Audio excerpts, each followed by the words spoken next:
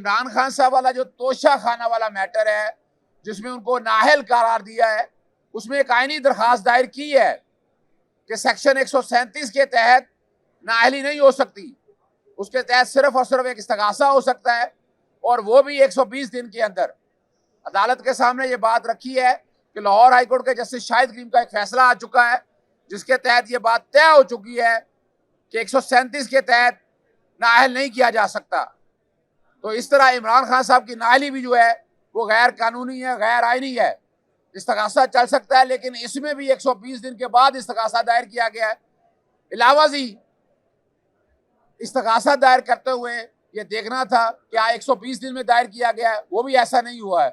Lahore high court کے justice Sajid Mahmood Sethi کے پاس یہ کیس کی سماعت ہوئی، انہوں نے یہ کیس جسٹس شاہد کریم کے پاس بھیج دیا ہے تاکہ چیف جسٹس سے اجازت ملنے کے بعد کیس ان کے سامنے لگایا جا سکے۔ السلام علیکم، محمد عزیز صدیق اپنے پروگرام پولیٹیکل ڈائریز کے ساتھ حاضر خدمت ہے۔ چیزیں بہت تیزی سے آگے جا رہی ہیں، آپ کو پتا ہونا چاہیے۔ آپ دیکھیں شروع میں آپ نے جو میری میڈیا ٹاک ہے وہ سیکشن 137 کے حوالے سے ہے، جو اینول ڈیکلریشن جو توشہ خانہ میں عمران خان صاحب کو نااہل قرار دیا ہے، وہ کیس ختم ہو گیا۔ میں آپ کو بتا دوں، اب اس کے انٹرپریٹیشن کے حوالے سے فائنلٹی کے کانٹیکس میں لمیٹیشن کے پوائنٹ میں کچھ پوائنٹس ایسے ہیں جو رہ گئے ہیں جو میں نے چیلنج کیے ہوئے ہیں۔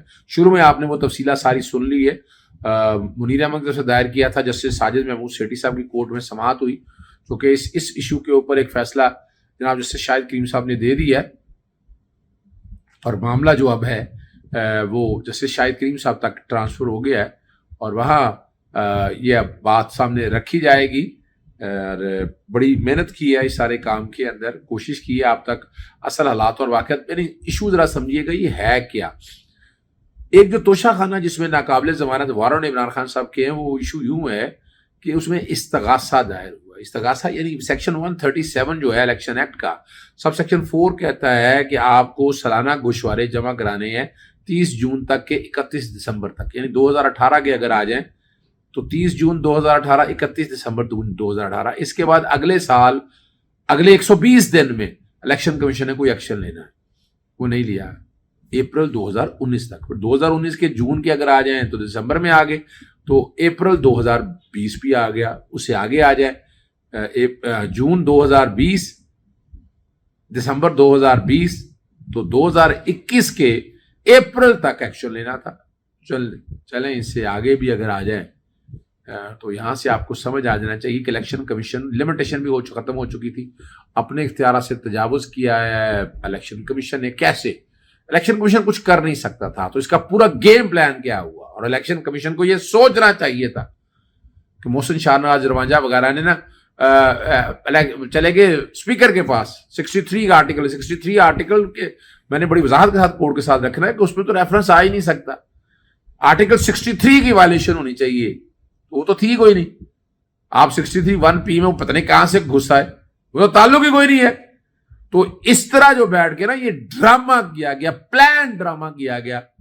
اچھا چلیں وہ آ گیا، الیکشن کمیشن نے بھی اپنے اختیارات سے، یعنی دو چیزیں ہیں، ایک تو آرٹیکل سیکشن 137 سب سیکشن 4 کے اندر نااہلی نہیں لکھی، ڈسکوالیفیکیشن نہیں ہے، جس طرح 62 1F میں زیادہ کہیں مس ڈیکلریشن کو کرپٹ پریکٹس کہتے ہیں، سیکشن 167 میں 173 اور 174 میں اس کی سزا دی ہوئی ہے۔ استغاثہ جاتا ہے، وہ استغاثہ گیا ہوا، اور اس میں بھی بنتا نہیں ہے، جو کہ مس ڈیکلریشن تو ہے ہی نہیں ہے۔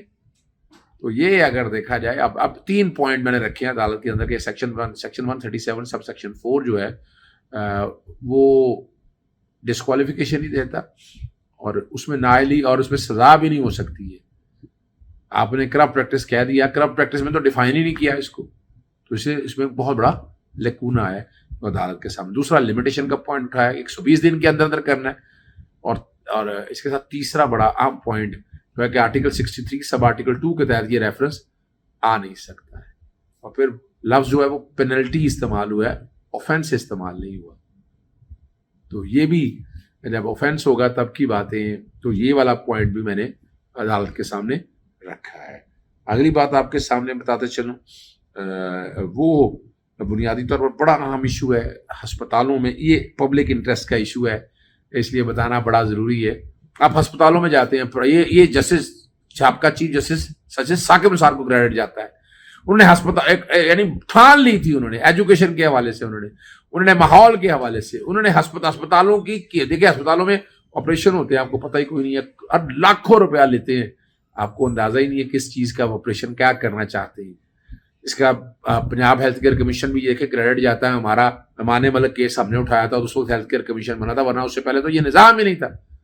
اب اس کی پرائز میکنزم کے حوالے سے کہ یعنی جو آپ ڈائگنوسٹک سینٹر جاتے ہیں، سی بی سی کتنے کا ہونا ہے، ایکس رے اگر کوئی ہونے ہیں، اگر کوئی بلڈ کے مختلف ٹیسٹ ہیں، وہ ہیپاٹائٹس کے حوالے سے اگر آپ کے آتے ہیں، اگر شوگر کے حوالے سے آتے ہیں تو ان کی قیمت کتنی ہونی چاہیے، پروفٹ کتنا، وہ 20%. اور ہسپتالوں میں جو سہولیات ہیں، چارٹرڈ اکاؤنٹنٹ کیلکولیٹ کرے تو اس کا 20% زیادہ پروفٹ نہیں لے سکتے، 20% بڑا پروفٹ ہوتا ہے. تو وہ ریگولیشن بن گئے ہیں، اس ریگولیشن پہ آگے میکنزم لے کے آنا ہے. پھر ہاسپٹل ویسٹ جو کینسر پیدا کرتی ہے ہمارے یہاں، یعنی سرنجیں وغیرہ نکلتی ہیں لیکن کیا ڈسپوز ہوتی ہیں نہیں ڈسپوز میں بہت لیکوناز ہیں. وہ بھی جناب جیسے شاہد کریم صاحب کو کریڈٹ جاتا ہے کہ انہوں نے اس والے میٹر کو بڑا سیریسلی ٹیک اپ کیا ہوا ہے، اور ہم 15 دن میں دفعہ سبات آتی ہے اور ہم کوشش کرتے ہیں، یہ کریڈٹ جاتا ہے جناب جیسے شاہد کریم صاحب کو، جہاں ماحول والے مسئلے میں، اور وہاں انہوں نے بڑی محنت کر رہے ہیں. اور آپ ہم سب کی ذمہ داری ہے کہ ہم عدالتوں کے ساتھ چلیں اور یہ ساری چیزوں کو لے کر آئیں. اور یہاں جو کچھ بھی کورٹ کے ساتھ ہوا، میرے ساتھ اشرف نظامی صاحب تھے پاکستان میڈیکل ایسوسیشن، اور سلمان کاظمی صاحب تھے ینگ ڈاکٹر ایسوسیشن کے، تو دونوں چیزوں کے اوپر انہوں نے بھی اپنا نقطہ نظر دیا، وہ بھی سن لیجیے گا. اور ہاں سن لیجیے گا، آخر میں آپ نے ضرور میرا وہ باتیں سن لی ہیں جو یہ کہا جا رہا ہے بینچ بننے کے حوالے سے، اور یہ باتیں ہیں آج سماعت ہونی ہے، اور وہاں میں نے وہ بات رکھنی ہے کہ میری لیو ٹو اپیل جو ہے نا وہ سن لی جائے، زیادہ مناسب ہے. اب آپ کے سامنے میں رکھ دیتا ہوں. سب سے پہلا جو ہے جسٹس شاہد وحید نے اپنا اضافی نوٹ 5 صفحوں کا دے دیا ہے، اور جو میں باتیں کرتا ہے نا سوموٹو 4/2022 کے حوالے سے وہ رپورٹڈ ججمنٹ ہے، اس کا ذکر کر کے بڑی وضاحت کے ساتھ کہہ دیا، اور انہوں نے اختلافی نوٹ جاری کر دیا. انہوں نے کہا جسٹس قاضی فائز اور جسٹس امین الدین کے فیصلے سے اتفاق نہیں کرتے ہیں. آج خود نوٹس میں وہ باتیں زیر بحث لائے گی جو کہ اس کا حصہ ہی نہیں تھے. یہ بڑا اہم معاملہ ہے. 20 نمبر معاملے دینے کے بعد اٹارنی جنرل کے اور پی ایم ڈی سے جواب جمع کرائیں. بینچ کی تشکیل چیف جسٹس پاکستان کا اختیار ہے. موجودہ خصوصی بینچ بھی قانون کے مطابق تشکیل دیا گیا. بینچ تشکیل دینا چیف جسٹس کا انتظامی اختیار ہے. سپریم کورٹ آج خود نوٹس 4/2022 میں قرار دے چکا چیف جسٹس نے ہی بینچ بنانے. ججز کی تشکیل پر اعتراض نہیں اٹھا سکتے. اگر جج کو بینچ کی تشکیل پر اعتراض تھا تو وہ کیس سننے سے معذرت کر لیتے. یہ ہے وہ بات. یعنی اور اس سٹیج کے اوپر آپ کے پاکستانی تاریخ میں اس طرح جوڈیشری میں یہ نہیں ہوا جو یہ ہو رہا ہے. اور میں نے جیسے سجاد علی شاہ کے دور کا میں نے بتا دیا کہ کس طرح یہاں بینچز میں علیحدہ علیحدہ فیصلے، اور یہ کیا ہو رہا ہے. یعنی کوئی کنسرن ہے اس بات کا. لارجر بینچ جب یہ فیصلہ کر چکا ہے تو یہ 3 ممبر بینچ کیسے کر، 3 ممبر بینچ 2 بینچز ججز کیسے کر. اگر انہیں کوئی اعتراض ہے جا کر گھر بیٹھے اور باتیں ہم کہہ رہے کہ ہم جج اسپیک تھرو اپنا تھرو دی لا، قانون کے مطابق بولتے ہیں. یہ نہیں ہے، یہ نہیں ہے کہ جو دل چاہا، جو خواہشات آئیں اور ان خواہشات کو لے کر آپ کوئی بھی فیصلہ اس طرح کا کریں. شدید اعتراض ہے اس سارے مسئلے کے اوپر. اور پھر میں نے آپ کو بتاتا جو مریم نواز جس طرح کا بیانیہ لے کر آ رہی ہے، وہ بیانیہ آپ سے اندازہ لگا لیجئے گا. اور آخر میں ایک بات بتا دوں آپ کو، اس نظام کا سب سے بڑا بینیفیشری نواز شریف ہے.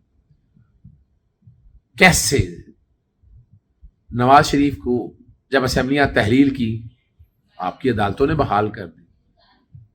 چیف جسٹس ثاقب نثار صاحب کہتے ہیں کہ صرف ایک کیس کے علاوہ ہر کیس میرے رلی میں باری باری گنوانے لگا ہوں. آپ کو سزائیں ملنی تھی، ان کو ملک سے باہر چلے گئے. ہری اندازہ لگائیں. اچھا وہ کہہ رہے ملک بدر ہو گئے 10 سال، اور مانتے نہیں تھے 5 سال کا. اور پھر جب آئے سزائیں ہوئی تھی 13 سازش میں، 7 سال بعد نظر ثانی دائر کو وہ ایسے اڑا کے پھینک دیا. چلے اپنی جگہ. پھر حدیبیہ کیس دیکھ لیں. حدیبیہ کیس میں اپیل فائل نہیں کی گئی. ابھی جب سپریم کورٹ نے اپنامہ کیس میں جب یہ معاملہ لے کے آیا تو آپ نے دیکھا کہ جسٹس قاضی فاضل صاحب اسی بینچ میں جب ٹی وی پہ پابندی لگ گئی تھی سارے معاملے میں کہ رپورٹنگ نہیں ہونی چاہیے، آپ نے سب لوگوں نے دیکھا.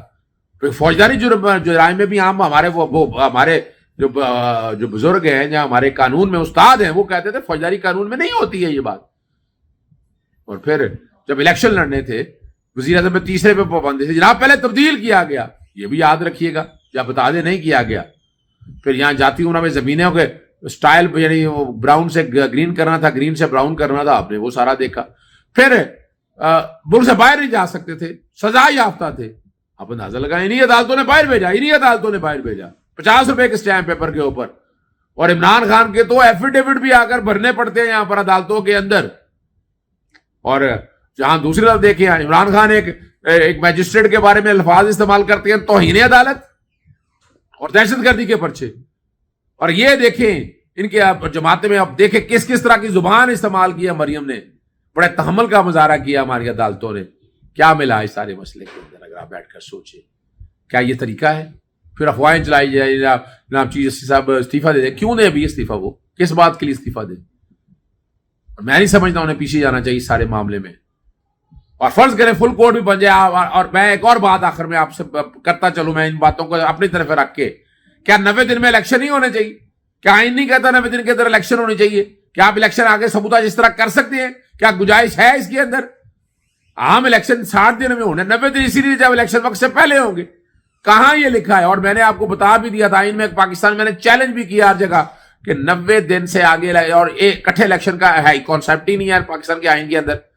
सिंगल पोल की बात जो सेक्शन 69 है इलेक्शन एक्ट के अंदर, और वो बात कर रहे हैं असेंबली की। असेंबली और डिफाइन किया हुआ नेशनल असेंबली या प्रोविंशियल असेंबली, किसी एक असेंबली के हवाले से ये बात हुई है। तो ये भी बात नहीं है। इस मुल्क में आइन का नफाज चाहें, जब कल कोई भी आएगा, जब मर्जी इलेक्शन कराता रहे, लेट करे सवेर करे। और आप याद रखिएगा, दहशतगर्दी को जरा सोचिएगा, 2008 में क्या थी, 2013 में क्या थी, क्या लॉ एंड ऑर्डर की सिचुएशन थी, इससे बुरे हालात थे, तब इलेक्शन हुए। तो अब क्या इलेक्शन है? और छोड़े इस बात को, पैसे नहीं है इनके पास। 10 अरब के अब लैपटॉप की स्कीम चला सकते हैं आप। और जो डेवलपमेंट फंड के नाम पे है एमएनएस को पैसा दिया, वो कहां से पैसा दिया? क्यों पैसा दिया आपने जी? वो इलेक्शन पहले ग्रांट डेवलपमेंट फंड नहीं आएंगे, लोग वो आकर दे। आप कौन है देने वाले डेवलपमेंट फंड? ये धांधली नहीं है। इलेक्शन कमीशन तो खामोश बैठा हुआ है सारे मसले के अंदर, ये नहीं धांधली है। और चैलेंज छोड़े इस बात को, मैं चैलेंज करता हूं, आए टेलीथॉन करते हैं उसके ऊपर, 20 अरब आपको इकट्ठा कर देंगे सियासतदान सारे। इमरान खान जब आगे बैठेंगे इलेक्शन के लिए, पैसा कौम से मांगेंगे, पैसा मिल जाएगा आपको, ये बता दूं आपको। किसने आपको कह दिया ये कौम पैसा नहीं देगी?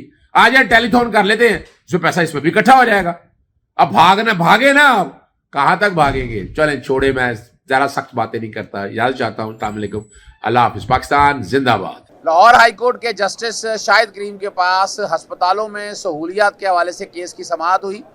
जब से ये केस चल रहा है बहुत बेहतरी आई है, एमरजेंसीज बेहतर हुई हैं, अस्पतालों में ऑपरेशन का मैकेनिज्म बेहतर हुआ है। लेकिन साथ साथ कीमतों वाला मामला और साथ साथ ही हॉस्पिटल वेस्ट का, जिसकी वजह से कैंसर और बाकी बीमारियां सारी बन रही हैं। हेल्थ केयर कमीशन ने कीमतों के तकर्रुर के हवाले से रेगुलेशन बना दी है और उन्होंने कहा है कि अस्पतालों से डिटेलें लेंगे और क्या तरीक़ाकार तय होगा वो भी आपके सामने डॉक्टर सलमान काज़मी रखेंगे। केस की समाअत 15 दिन के लिए मुलतवी कर दी गई है और कई जो महकमाएँ हेल्थ केयर कमीशन में मुलाजमतें रख रही थी, इलेक्शन कमीशन से इजाज़त मिल गई है ताकि वो उन सबको अपनी जगह पर रख लें। सबसे पहले डॉक्टर अशरफ निज़ामी साहब आपको बताएंगे हॉस्पिटल वेस्ट में क्या मसाइल हैं। Thank you. हमने एज पाकिस्तान मेडिकल एसोसिएशन आज अदालत आलिया का शुक्रिया अदा किया है कि long standing issue of the hospital waste management था, वो पड़ा हुआ था। और आप सब जानते हैं, और जैसे अजहर सिद्दीक साहब फरमा रहे थे कि लैब्स के चार्जेस हैं, उसके हवाले से हेल्थ केयर कमीशन ने एक प्राइसिंग रेगुलेशन इशू कर दिया है। और अभी उनके सीईओ जो हैं वो अंडरटेकिंग देके गए हैं कि विद इन 3 मंथ्स वो तमाम टेस्टों के चार्जेस और तमाम डायग्नोस्टिक्स के चार्जेस और ऑपरेशंस के चार्जेस फिक्स कर देंगे। हेल्थ केयर कमीशन ने इस हवाले से कहा है कि 20% मुनाफा जो है वो जो भी इदारा ये सर्विसेज प्रोवाइड कर रहा है वो ले सकता है, इससे ज़्यादा मुनाफा वो नहीं लेने देंगे। जो प्राइसिंग जिस तरह CBC की कीमत 90 रुपये फिक्स की गई है हाईकोर्ट की डायरेक्शंस पे, और जो जिस तरह डेंगू के टेस्ट की कीमत 1500 रुपये पहले फिक्स की गई थी, इसी तरह बाकी सब की भी प्राइसेस फिक्स की जाएंगी लैब टू लैब देख के, और उसका notification Punjab health care commission 3 माह के अंदर अंदर कर देगा।